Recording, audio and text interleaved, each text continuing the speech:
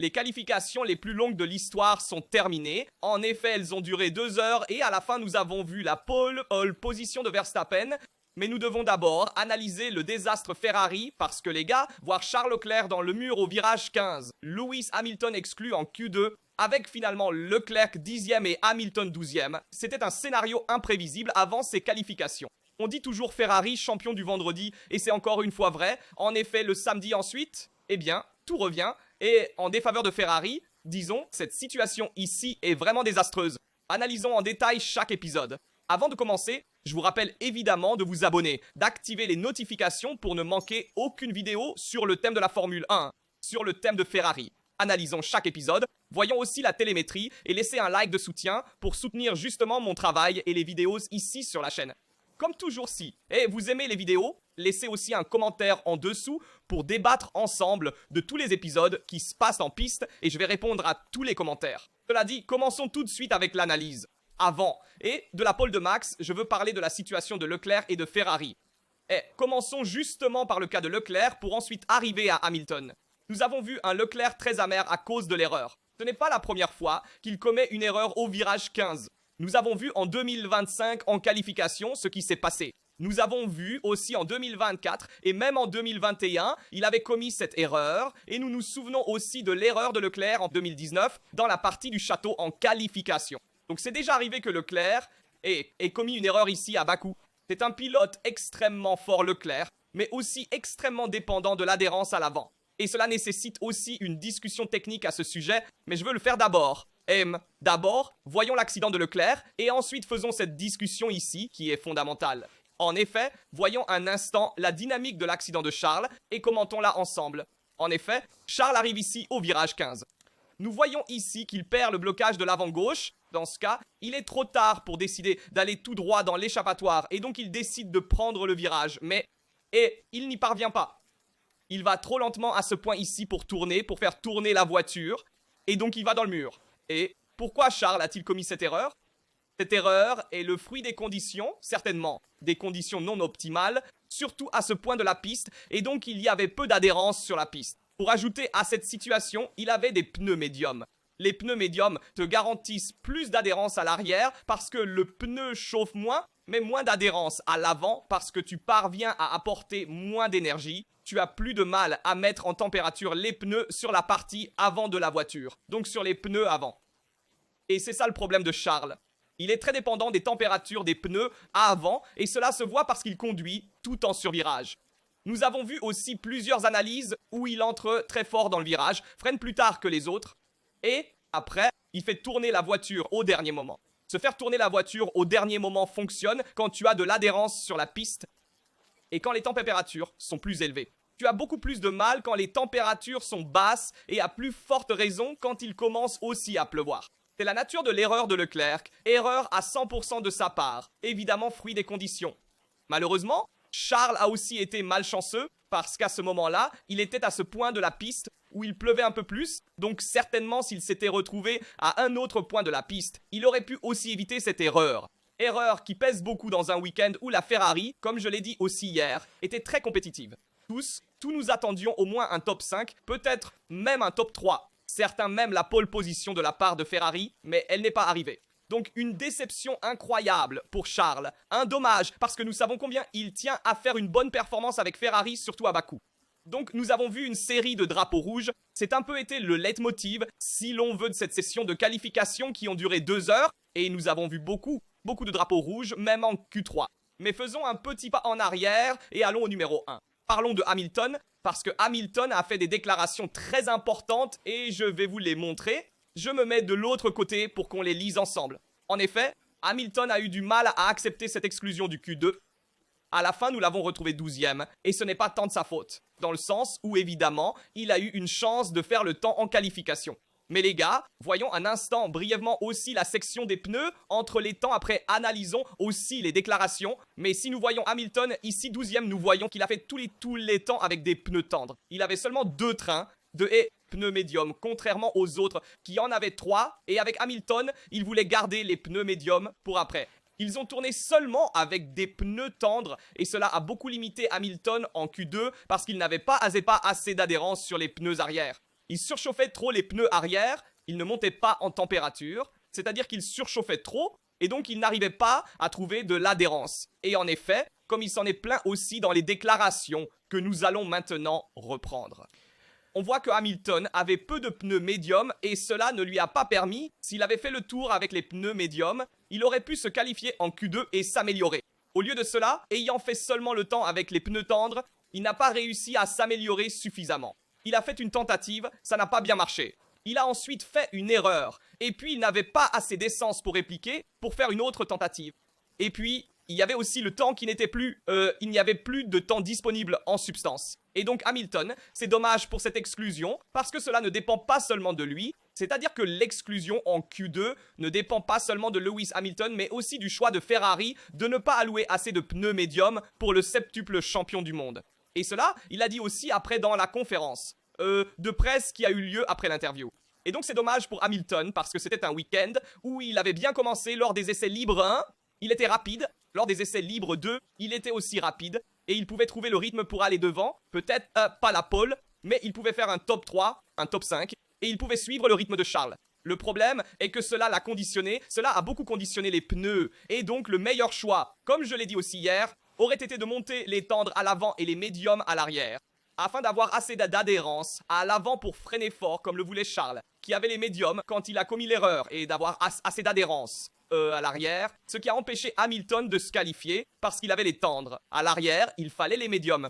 Vous comprenez bien les besoins différents des pilotes et, analysés de ce point de vue, ils ont un sens et nous font comprendre pleinement pourquoi un pilote de Formule 1, un septuple champion du monde, un pilote même non titré, mais considéré par tous comme l'idole en qualification, à savoir Leclerc, commettent ces erreurs. En analysant en détail les pneus, les situations, l'adhérence de la piste, les conditions de la piste, nous pouvons comprendre pourquoi un pilote commet des erreurs. Pourquoi un pilote est plus satisfait ou moins satisfait à un moment donné de la session, dans ce cas des qualifications.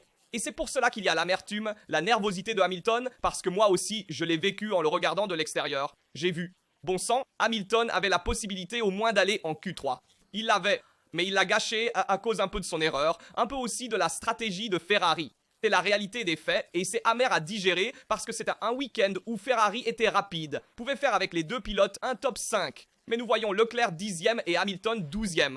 Désolé si je me suis étendu autant, mais je voulais donner mon avis sur Ferrari. Je suis curieux de lire aussi votre opinion dans les commentaires. Maintenant, nous allons reprendre aussi le thème de Ferrari. Après, d'abord, je veux faire une parenthèse sur Verstappen. Verstappen, pole position en tant que champion du monde qu'il est. Quadruple champion du monde. Un tour chef d'œuvre à la fin les gars, 3 minutes et 40 et une seconde restait à la fin du Q3 en piste, une tentative et il réussit à faire le temps de pole en donnant 4 dixièmes à Sainz, mais surtout en donnant 1 seconde et 1 à Norris. 1 seconde et 1 à Norris, alors que Norris avait la meilleure voiture. Et donc Verstappen, dans ces conditions, quand il y a une piste mixte ou des conditions de piste mouillée, glissante, il parvient à s'exalter et à faire la différence sur tous les autres. D'ailleurs ici, la différence max était faite surtout non pas tant de la voiture ou du feeling, mais aussi du courage, parce qu'à Bakou, le courage entre beaucoup en jeu après avoir vu autant de drapeaux rouges qu'il y a eu dans la session. Si nous regardons aussi ensemble ici l'historique, nous voyons tous les drapeaux rouges qu'il y a eu. Beaucoup depuis le début des qualifications. 5 drapeaux rouges, je compte, si je ne me trompe pas. Lui, malgré 5 drapeaux rouges, est allé en piste, a fait son temps et s'est mis en pole position. Il n'en a pas besoin parce qu'il ne lutte pas pour le championnat du monde, ni le championnat pilote, ni constructeur. Donc, c'est-à-dire qu'il n'a pas besoin de faire ce temps, mais il le fait. Et donc, chapeau à Max, qui a encore une fois fait un miracle. Deuxième Sainz, grand Sainz, parce que la Williams avait du mal en ce moment. Il a réussi à faire beaucoup mieux que son coéquipier qui est 20e. Il a réussi à arriver jusqu'au Q3, mais pas seulement. Il était en pole jusqu'à quelques minutes de la fin des Q3. D'ailleurs, c'était un peu une arnaque, on peut l'appeler ainsi, qu'ils n'ont pas donné la pole à Sainz parce qu'il manquait. Ils avaient redonné la session, quand selon moi, ils ont fait attendre trop longtemps. Il y a presque eu un drapeau rouge pour redémarrer la session, pour attendre la piste sèche. Cela dit, de toute façon, il est logique qu'à la fin, ils aient redémarré la session. Sainz a conquis une deuxième position qui pour lui est fondamentale surtout pour le championnat. En effet, si nous voyons aussi le classement, nous voyons que Sainz en ce moment est 18e à 16 points, tandis qu'Albon est 7e à 70 points. Donc s'il devait faire un bon résultat, un bon placement, imaginons aussi un top 5, top 8, ce serait beaucoup aussi, parce qu'il gagnerait beaucoup de points par rapport à son coéquipier qui probablement n'y arrivera pas demain. Donc grosse performance pour Saint. Troisième Rosen, excellent tour aussi pour lui. Quatrième Antonelli, grand Kimi, les gars. Disons, félicitons Kimi quand c'est nécessaire parce qu'il a vraiment été détruit ces derniers temps, détruit, et il ne le mérite pas. Il a certainement besoin d'une période pour grandir. Il a 19 ans, c'est un gamin. On se souvient de Russell quand il avait son âge chez Williams. On se souvient de Max quand il avait son âge. Eh bien, il faut laisser les pilotes grandir et leur donner un peu de temps. En fait, même Toto Wolff a compris cela et il est très un coach mental pour Kimi. Je vais aussi faire écouter son team radio. Voyons si nous pouvons le récupérer. Ce serait très intéressant. Si je ne me trompe pas, c'est celui-ci. You know, Kimmy, you have tons of times. Just needs 6.5 minutes, just one clean lap. C'est le team radio de Toto Wolff qui dit essentiellement à Kimi, tu as beaucoup de temps, tu as 6 minutes et demie, c'était en Q1 pour faire le tour. Kimi était exclu à ce moment-là. Allez, tu peux le faire. Il lui sert de coach mental, de pair, et il a donc réussi à se qualifier en Q1 pour aller en Q2. Mais pas seulement, il est allé jusqu'en Q3, et en Q3, il était devant Russell. Quatrième Kimi, donc grande performance de Kimi, et il faut le dire quand il fait bien, il faut lui rendre hommage, parce que faire quatrième à 19 ans en étant devant Russell, qui l'année dernière a mis derrière un 7 fois champion du monde, comme Lewis Hamilton, même en qualification, c'est beaucoup. Grand Kimi. Sixième Tsunoda, septième Norris. Parlons de Norris, 7. Selon moi, les gars, Norris n'a pas exploité cette session à sa manière. Il devait essayer de se qualifier le plus en avant possible, il est arrivé seulement 7ème avec la McLaren. Quand ton coéquipier Piastri va dans le mur, commet une des rares erreurs de sa carrière, de Piastri, dernière erreur en qualification il y a 2 ans. Piastri commet cette erreur que nous lui pardonnons parce que dans un championnat aussi long, c'est normal de commettre une erreur.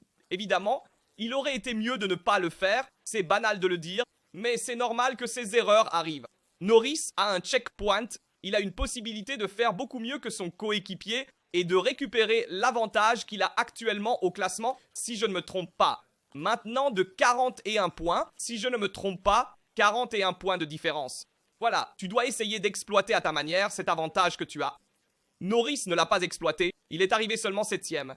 Mais ce qui me rend triste, c'est de le voir 7ème derrière Tsunoda, derrière Russell, derrière Antonelli, derrière Lawson, derrière Sainz. Je peux comprendre si tu arrives derrière Verstappen 2ème, mais arriver derrière tout cela avec seulement Jarka derrière parce que les deux autres se sont écrasés en Q3.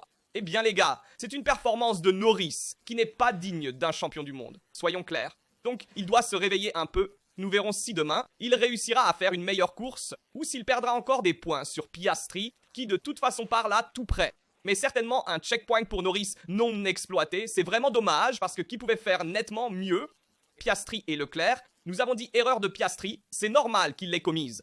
Il ne devait pas la commettre. Mais aujourd'hui, beaucoup de pilotes ont commis des erreurs. Tant des pilotes expérimentés que non.